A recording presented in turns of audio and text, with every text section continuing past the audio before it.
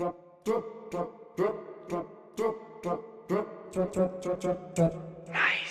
drips.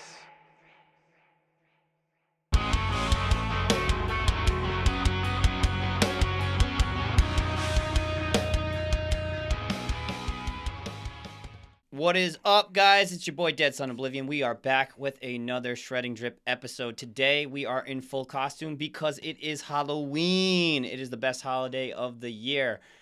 Today I have my boy PerpetualNonsenseMachine in the house. What's dude? Hello, friends.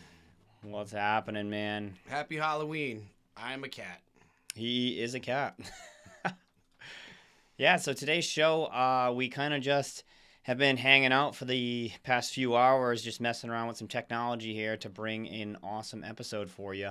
Doing a little bit of a live playthrough in a few minutes of Dripnotic, which is a sweet spot for us both when it comes to metal, because that's kind of our shindig there. It's our niche, per se. It's definitely our niche. So take it away, man. What's good?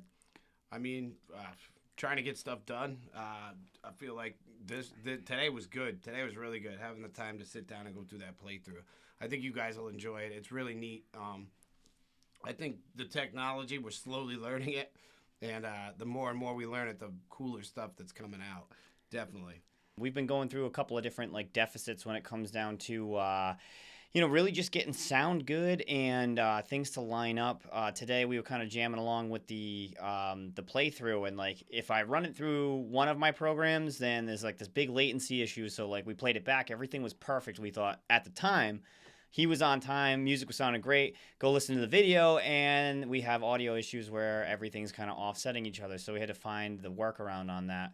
It frankly hurt my soul and my brain because I don't know if any of you guys are musicians and you've recorded stuff and had latency issues. It literally cracks your skull like an egg. I swear to God. You feel like you're playing, and the fact that the sound on your hand does not come out on the computer at the exact same time is just mind-boggling. And it literally hurts. You're like, I don't know what to do. It makes you just melt down. You can't play. You can't do anything. It's crazy. It's you really can't figure out exactly what to do at the right time. Everything is just it's kind of you ever have a cell phone conversation with somebody on the phone, and it's a little messed up where you can hear your voice 1 second after what you're saying, and all of a sudden you just can't talk anymore. Hang up and call me back because this isn't working. Right. He just fumbled every friggin' word that comes out of your mouth.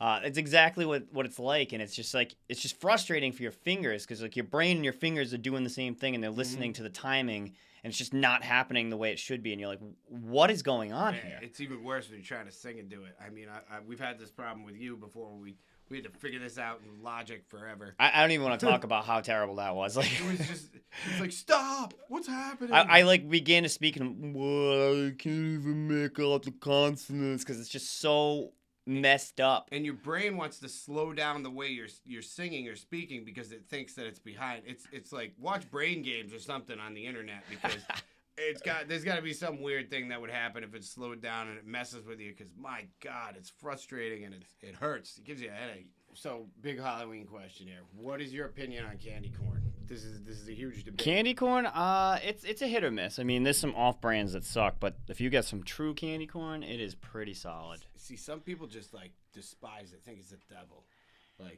I'd eat it. It's always. I probably shouldn't throw brand names out. So if you get what is that called? The off brand. Mm-hmm. If you get the off brand version of candy corn, yeah, the odds are it's probably gonna taste like garbage. But then what doesn't when you get the off brand stuff? So. See, I like peanut butter cups. I don't know if I can say the brand name. Right.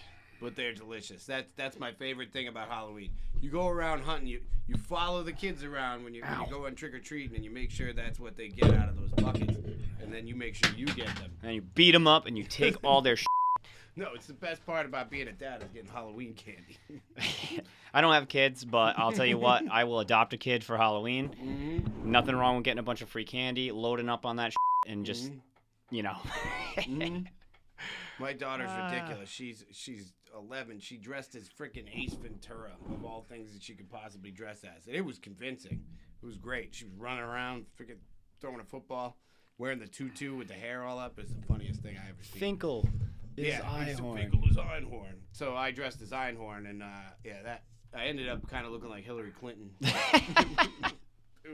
We tried it. Who's like, you got Hillary Clinton? I found a pantsuit at you know. Stop shakies. It's all about the thrift shop, There we baby. go. All Halloween about is that thrift. all about the thrift shop. Hell yeah, hell yeah. Yeah, actually, you're absolutely right. Because Right? honestly, every year, I'm like, yeah, let's go to because they have so much stuff.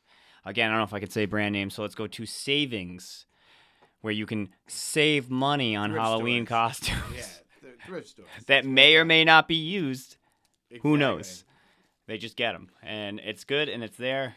I played so many Halloween shows where I put random stuff together, you know. Those are the best nights. Oh, they are the best nights. So this week, I mean, I feel like I'm old sometimes when I talk about music, but Every Time I Die is one of my favorite bands. Can I mention that? As long as I don't play it on the. Yeah, I don't think there's a problem. So their mentioning new a album band. is pretty good. Came out. Dream Theater's another one, like old school old man metal. Yeah, it came out. It's pretty good. I was trying to think of something else. I would like to know what you guys listen to. If you could send me stuff in the chat, send us, not just me. But I don't know. Send it Twitter, send it Discord, put a comment in the YouTube, whatever floats your boat, frankly. But I was just curious, like, what kind of new stuff other people were listening to. You know, I'm always looking for ideas. I feel like I'm in this guitar box where I am only good at certain things, and it kills me sometimes, frustrates the bejesus out of me.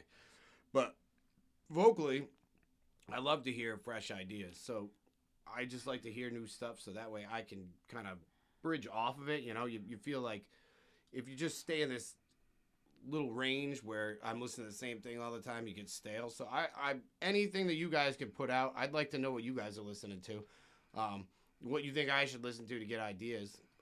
Just throw, like I said, throw a comment in the YouTube, throw something out on Twitter. Just brighten my horizons and broaden my horizons and help me with my culturally diverse music and all that stuff. Yeah, I know. I've heard some weird stuff lately that I shouldn't say weird. It's just different to me.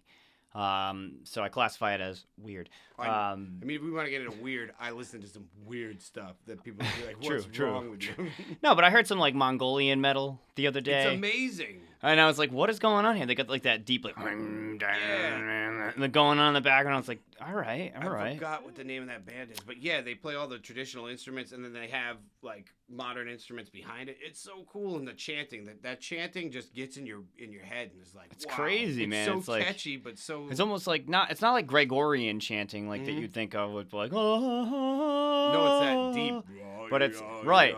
Yeah, that's what I'm talking about. That like that weird tonal sound that they get. That I don't even know how to do it. I could like try to imitate it, but I just don't want to disgrace it. So. Yeah. But it's really good. It's unique. So yeah, as far as Dripnotic goes, I actually think it's the first thing that got written for this project. It was just, hey, do this. I got Drippiest telling me, hey, we're involved in this. You start writing. So I go down in my basement and I'm like, let's do this. So riffing with him, and then we came up with a whole song and burned it, ditched it, gone. The one riff that came out was the first Dripnotic riff, and it was weird because it was the middle of the song, and then we kind of built around it. And then Shep has this absolute phenomenal ability to write like airy, atmospheric music that I have absolutely no idea how to do. It's foreign to me, but I can write a heavy riff, and I don't want it to be heavy, and I don't know how to not make it heavy, and he fixes that, like, instantly. Like, the verse, I guess you'd call it the Dripnotic, the beginning of it, that na-na riff, it was originally kind of chunky and kind of big and meant to be almost like a chorus. And he started playing this trippy, crazy, atmospheric riff over it, and it was just like, whoa, you just completely changed that. And then from there, we went and we were like, piano? Absolutely. And we added the piano, and then it went from this little thing to this giant thing, and I love it. I love it. I know he loves it. I think we were talking about maybe modifying some stuff a little bit. We felt like it might be a little monotonous, but overall, it just went from this, like I said, little thing I did to this big thing that we all did together, and then that heavy riff that comes in after it was the first riff that I did, actually. That was the one that was an accident, trying to come off something that Drippiest and I were writing. And then that middle big riff, the chorusy riff, was just Shep's like, yo, give me the guitar. Yo, give me the guitar. I'm like, what do you want? And then he's like, I have it. I'm like, let me finish what I'm doing. He's like, no, give me the guitar. I'm like, fine. I hand it to him. I'm like, I'm glad I gave you the guitar, because that hits hard, and it's big, and that's what we want for that kind of metal stuff. We're not traditional metal guys. When you hear metal, you think like Metallica, Slayer, stuff like that. You know, we're heavy but melodic, you know, almost putting some pop into heavy guitar. I want emotion. I want energy. I think that's the biggest thing with why people don't like metal. I think they're just, oh, that guy's just screaming, you know, and it's just noise to them. And I think putting a little more depth. Depth isn't the right word. Finding the word is terrible. But building it into something bigger than just a heavy riff with a guy yelling, I think is huge for me, even in my other band where you and I have done this forever, trying to make something new and different, and really building this little rodent into a monster. You know? It always starts with one little thing, and then you build it up. And I want to be able to create what I love, which is heavy music, but make it not just for heavy music people, make it for everybody. So, like, maybe there's a scream part in here that you're not the biggest fan of, but it drops into that chorus. Everybody can appreciate it because that melody and that feeling you get when it hits, you know? You want emotion out of music. You want, like, I was talking about this with Shep the other day. I'm rambling. Get ready for it. This is what happens with me. I want the beginning of this certain song. I forget which song it was. It might have been Campfire. I want you to smell the room I'm in. I want you to, like, feel the texture of the seat of the car that I'm talking about. I think that's huge to make people to relate to things. You want to experience what's going on in music. You don't want to just be a passenger where it's like, oh, okay, this is cool, you know? You don't want it to be background. You want it to touch you in a certain way, you know?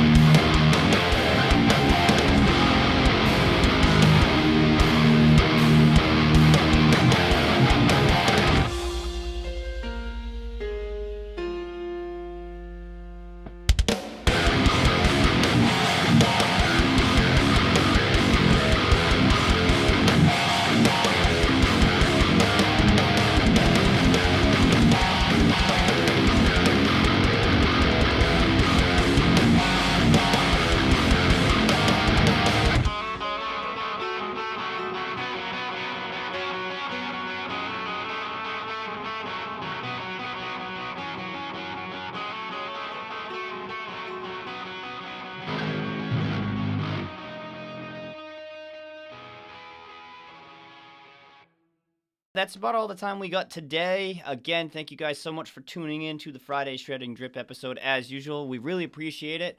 If you guys could like and subscribe to the channel, it'd be great, and you will get way more of this content in the future. So, adios, amigos. It was great to see you guys again.